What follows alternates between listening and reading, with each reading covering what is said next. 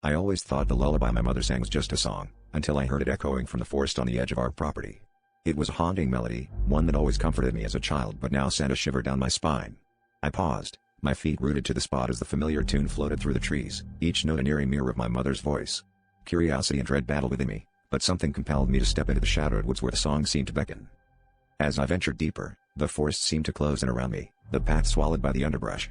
I followed the melody, now interwoven with strange whispers that seemed to come from the trees themselves. The air was thick, and I felt the presence of something ancient and unseen watching me.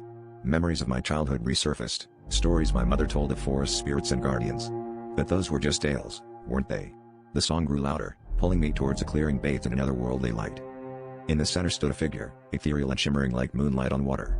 It looked like my mother, yet not quite. Her features were sharper, eyes glowing with an unsettling familiarity. She continued singing, her voice weaving a web of sound that held me captive.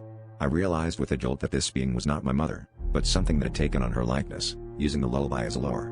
Panic surged through me. I tried to turn back, but my legs refused to move, as if the forest itself conspired to trap me. In a final act of desperation, I remembered a counter-melody my mother taught me, a ward against malevolent spirits. I sang it with all the strength I could muster, my voice trembling but defiant. The figure recoiled, its form flickering like a candle in the wind. The forest seemed to tremble, and with a cry of frustration, the apparition dissolved into the air. The lullaby ceased as the oppressive weight lifted, leaving me alone in the silent woods. I stumbled back home, the haunting echo of the melody lingering in my mind, a stark reminder of the forest's dark secrets and the power of an inherited song.